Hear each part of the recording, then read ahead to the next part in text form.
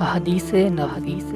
رسول اللہ صلی اللہ علیہ وآلہ وسلم نے فرمایا کہ 3 شخص ہیں جن کے لیے دگنا اجر ہے۔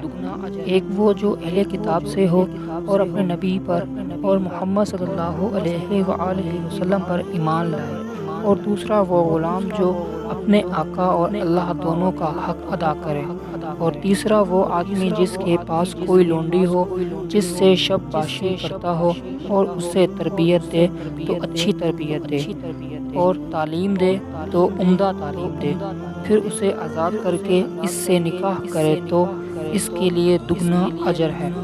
احادیث نبوی۔ نبی کریم صلی اللہ علیہ وآلہ وسلم ایک مرتبہ عید کے موقع پر مردوں کی صفوں میں سے نکلے اور آپ کے ساتھ حضرت بلال رضی اللہ تعالیٰ عنہ تھے۔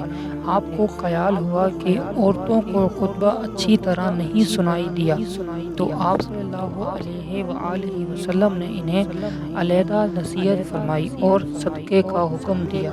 یہ واز سن کر کوئی عورت بالی اور کوئی عورت انگوٹھی ڈالنے لگی، اور حضرت بلال رضی اللہ تعالیٰ عنہ اپنے کپڑے کے دامن میں یہ چیزیں لینے لگے۔ احادیث نبوی۔ حضرت ابو ہریرہ رضی اللہ تعالیٰ عنہ نے عرض کیا، یا رسول اللہ صلی اللہ علیہ وآلہ وسلم، قیامت کے دن آپ صلی اللہ علیہ وآلہ وسلم کی شفاعت سے سب سے زیادہ سعادت کسے ملے گی؟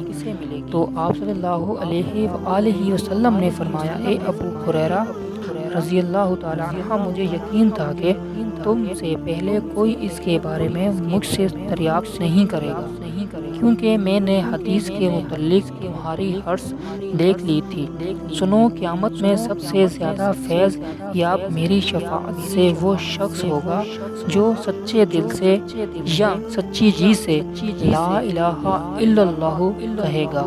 احادیث نبوی۔